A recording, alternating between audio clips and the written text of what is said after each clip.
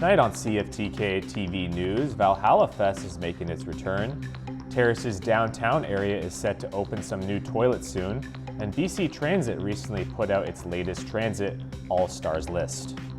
Northwest BC's only television news team. We are CFTK-TV News. Coming from Terrace and Kitimat, good evening. I'm Damian Smith, and you're watching CFTK-TV. Let's see the headlines from the Northwest and beyond. Valhalla Fest will be making its return this weekend just outside of Terrace, and prep was just getting underway this week. While calm now, the Valhalla Festival is set to take stage this Friday for the long weekend. It's going to be a continuous party in the woods, just 15 minutes west of Terrace. This annual tradition shows a quantity of artists that will showcase their music throughout the weekend. 55 artists will be performing with multiple venues available throughout the park. Music genres such as house, indie, folk, and more will be played. Now, the festival has been one of Terrace's most popular events in recent memory ever since its opening in 2018, with about 1,000 people showing up over the course of the weekend. All the action begins Friday and will end Sunday night here outside of Terrace. Valhalla welcomes anyone over 13 years of age, though ages 13 to 18 must have a legal parent or guardian present. Tickets are still available at valhallafest.ca. In order to make sure that the people of downtown Terrace can go wherever they need to, the means to do so should soon be available and close a long-running saga. CFTK's Cale Maslin reports. Not too long ago, downtown Terrace finally became home to a new set of public-use toilets known as a Portland Loo, and as was mentioned by Terrace's Mayor Sean Buitosh, the process of actually getting it installed took quite some time, and he also talked about some people not being entirely happy with where it was placed. We committed to this 3 years ago, and we're finally just getting it installed, which is tough. I think there's some reservations with the location, and could there have been better locations? I know some private property was suggested, places like Brawley Square, which are they're not our properties. We can't install a toilet on somebody else's property. So, maybe more central would be nice, but in the end, we came down to this location. I support the location. I'm glad that we have a public bathroom. Buitosh also mentioned that several other communities have public bathrooms like this one as well, so there isn't any reason why Terrace shouldn't have one as well. Although it didn't come cheap, as the city had to spend about $150,000 to purchase the Portland Loo, and while the plan is for the toilet to be open 24/7 as a way to make sure that public defecation gets eliminated, it is not currently known when the toilets will be open for public use. For CFTK TV News, I'm Cale Maslin. A list of transit superstars was recently released by BC Transit, and the northern community of Smithers was a part of that list. In a press release on the subject from BC Transit, they said that they added Smithers to their list because the transit team, although small with 3 drivers and 1 dispatcher, continues to show their commitment to both their community and customers regardless of whatever issues they face. After starting all the way back in 1991, with only 1 van that could hold about 9 people, the Smithers and District Transit now has 2 buses that hold about 24 people each and don't only serve the people in the town of Smithers, but also residents in the Telkwa as well as elsewhere within the regional district. The CEO of the Gitmac McKay Nishka Society, Blair Moreau, is stepping down from his position and ending his decade-long tenure. Moreau will be taking his leave at the end of September. Moreau had joined the society back in 2013 as the Resident Economic Development Officer at a time when the organization was so small that it was in just 1 location. The Nishka Hall only employed about 5 staff members at the time. Moreau took over as CEO in 2016 and has been in charge of the society as it grew to acquire the likes of the Port Edward General Store. He was able to help the organization grow to the point where it now employs 60 staff members and 5 locations available. Moreau also served as a city councillor for Prince Rupert and stated that he's moving on to a different local job. Coming up next, the Vancouver mayor is stirring up some controversy around the City Hall boardroom. Vancouver's mayor is under fire for turning a boardroom at City Hall into a personal gym with a Peloton bike and chin-up bar. Opposition councillors think there's better uses for the space and want to know why Sim needs his own gym. But as CTV Isabella Zavarisi reports, the mayor isn't backpedaling.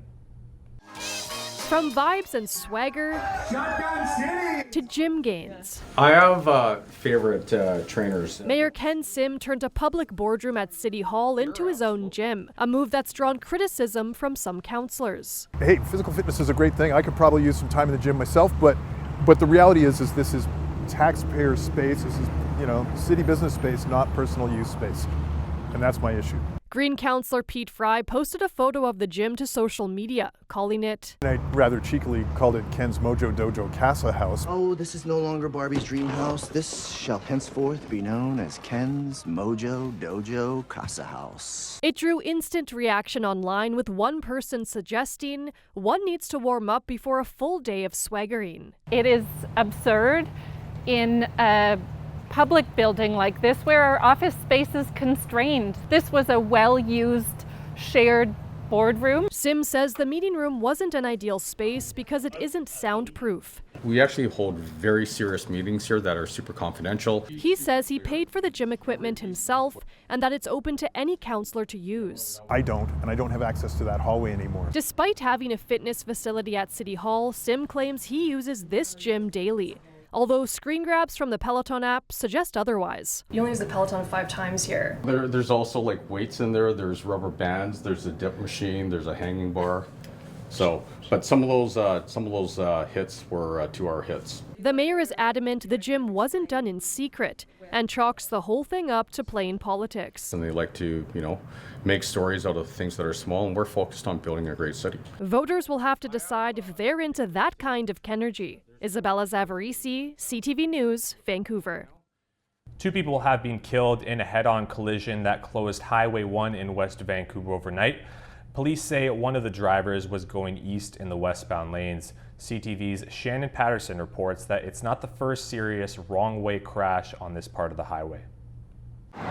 Police won't say which one of these 2 cars was traveling the wrong way on Highway 1 at 11:45 Wednesday night near the Westport exit in West Vancouver, but the resulting collision was deadly. 2 people were declared deceased at the collision scene.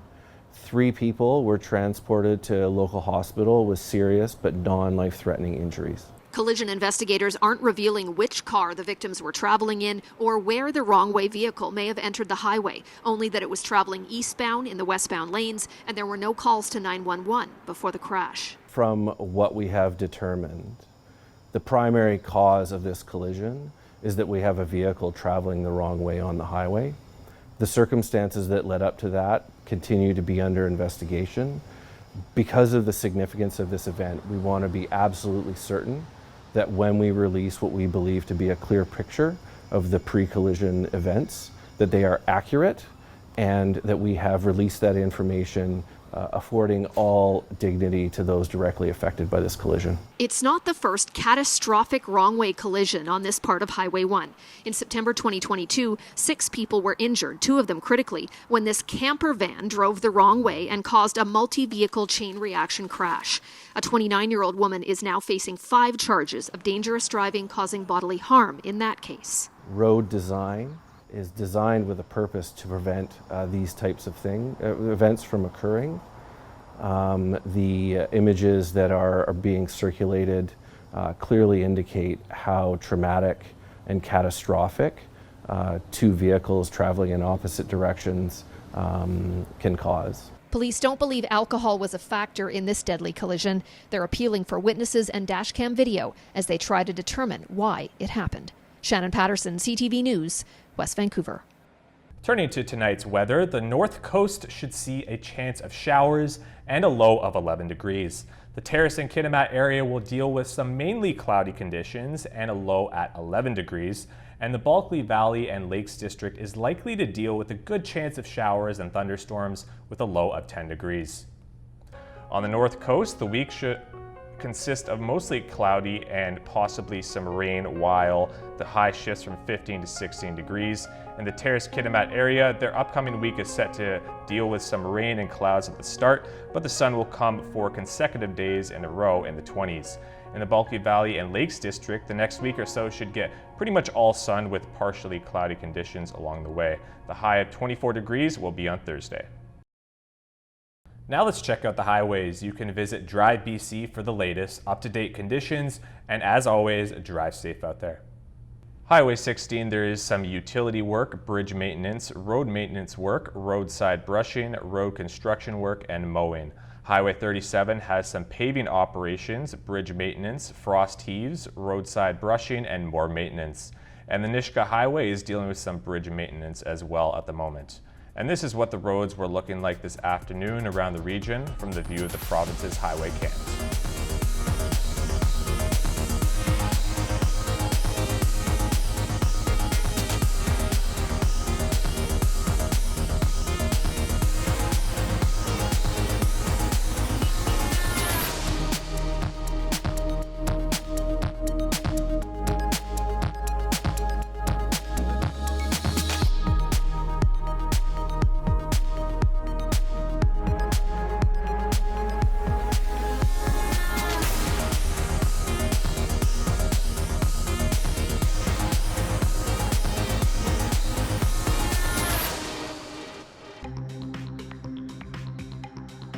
Still to come, a cross-nation reunion and an increase in ticket inspection from TransLink. A previously unreleased intelligence report reveals how Canadian lawyers may be key in money laundering. The Investigative Journalism Foundation uncovered the report from the Financial Transactions and Reports Analysis Centre of Canada. CTV's Genevieve Beauchemin has more. The case of Ronald Peltier marked a legal first in BC. He laundered $31 million from clients he knew were under investigation for securities fraud in the U.S. He used 20 burner phones, email aliases, and collected $900,000 in legal fees. In 2023, he became the first lawyer disbarred in BC for knowingly participating in a money laundering scheme. An intelligence report that doesn't name names suggests Peltier isn't the only Canadian lawyer linked to dirty money. A collaboration between CTV News and the Investigative Journalism Foundation obtained documents by Canada's financial watchdog, FINTRAC. It reveals 92 transactions over a 3-year period suspicious enough to be reported to police and national security agencies that involve the legal profession and methods like shell companies that could be used by professional money laundering networks, including biker gangs or drug cartels. So if you're a trusted person, you're in an ideal position to defraud. Michael Levy is a Cardiff University professor whose extensive research on money laundering is cited in the FINTRAC report. He says lawyers can be victims, facilitators, or primary offenders. Not many lawyers start off as crooks, but some become crooks. Lawyers' legitimate duties can be exploited to launder money through real estate transactions, luxury goods, and cars.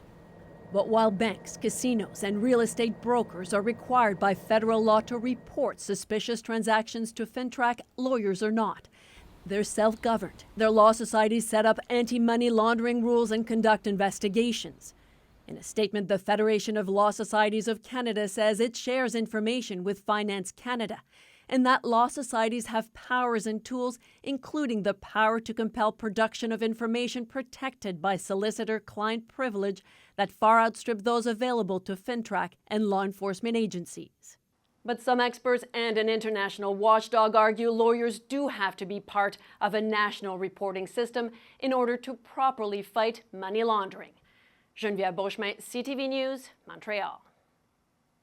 Now for a story of a woman who's traveled from Ontario to BC for an unexpected reunion almost 40 years in the making. CTV's Adam Sawatsky reports on a life-changing meeting between father and daughter. Tanya Ellis is in the midst of an unexpected journey. So excited and nervous. So looking forward to sharing the books in her bag. He's gonna love seeing these, I'm sure. These happy memories of baby Tanya and her birth father before he left when she was 5 and she never heard from him again. We were always just told the same thing, that it was due to mental health issues. That was almost 4 decades ago, long before we knew what we now know about mental health, and Tanya's feelings couldn't have been more complicated. Always in the back of your mind that there's something not right with yourself, right? That they leave you. And while you keep moving forward, perhaps like Tanya, lucky enough to have a wonderful family that includes an adopted dad, everything seems to stop when out of the blue a stranger calls to say your birth father is looking for you. I mean, I was shocked, and she kept asking me, "Are you okay? Are you okay?" And I'm like, "Yeah, I'm okay. I can't even believe this is happening." Yet 3 days later, Tanya had flown from Ontario to BC to visit a hospice facility in Vancouver's downtown east side to meet her birth father for the first time in 38 years. Let's give him a big giant hug, and it was just beautiful. It was really nice. If you ask Glenn how the reunion was for him, the man of few words will show you how he felt. That's a big smile. Because it's not every day you get to say how proud you are of the woman your little girl grew up to be. It's so nice. And it's not every day that you get to see that she is proud of you for being on the news a couple times before. God bless. For striving to spread positivity despite your struggles. To make people happy. To make people happy, Glenn said. And there have been countless happy moments after he and Tanya were brave enough to say all the things they needed to say to start turning hurt into healing. Love. Love is what Glenn says he's learned life is all about. And although what life he has left is limited, how big is the love? Vast. The depth of love he feels for Tanya and the other family members he's been reunited with is limitless. I can now feel a peace in my life that I've never felt before. And the photo album that once featured too many blank pages will now be filled with so many happy memories. Adam Sawatsky, CTV News, Vancouver. Transit fare evaders were put on notice. TransLink said they will target non-payers to increase revenue as it struggles with the funding pay gap. The Transit Authority recently revealed a $90 million cost-cutting plan. And as CTV's Ben Nesbitt reports, service reductions aren't on the table for now. Staring down a potential funding deficit of hundreds of millions of dollars, TransLink says it's looking within to help free up some cash. We've taken these measures today to really protect and preserve frontline services for our riders.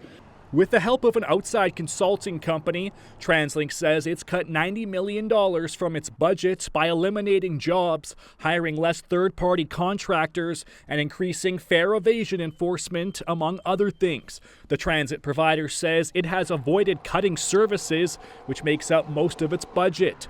But those reductions could still be coming. There's just very limited opportunities to reduce additional costs without reducing transit service. That's about 85%. And that's the everyday bus service, SkyTrain service. TransLink says it will face a $600 million budget deficit after provincial relief funding runs out at the end of 2025. The Mayor's Council has been sounding the alarm on the lack of money for more than a year. This is not a nice to have, this is an essential service. And you all know that this region is growing by leaps and bounds, and the service has not caught up with that. TransLink says declining revenue from fuel taxes, fare increases below inflation, and increasing costs and expansions are major issues with its current funding model. While the province gave $300 million in April, officials say it's been radio silence from Ottawa. It is incredibly irresponsible of them just to wash their hands of the consequences of their decision making with respect to population growth and say, well, you guys sort it out. That's not good enough.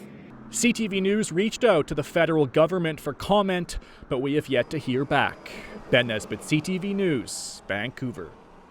And now we turn our attention to the stock markets. The Canadian dollar is up a 1/100th of a cent. The price of gold is up $3. Oil is down 20 cents. Natural gas is down 8 cents. Aluminum is down $19.50. In Toronto, the TSX is down 66.37 points. Venture Index is down 0.73. In New York, the Dow Jones is down 45.2, and NASDAQ is down 126.08. Still ahead is a look into the man that sealed the Stanley Cup for the Florida Panthers. It's every hockey player's dream scoring the game-winning goal in Game 7 of the Stanley Cup Final, and that dream became reality for Florida Panthers forward and West Vancouver's own Sam Reinhart. CTV's Kevin Chirac caught up with the Cup champ and his family. It's a dream he's had since lacing them up with the Hollyburn Huskies, the son of a former NHLer and the youngest of 3 hockey-loving brothers, all making the pros. Now Sam Reinhart's captured hockey's biggest prize. It's pretty special. And the Panthers' Stanley Cup party isn't slowing down. I don't think sleep's going to be much of a preferred choice over the next couple days for sure.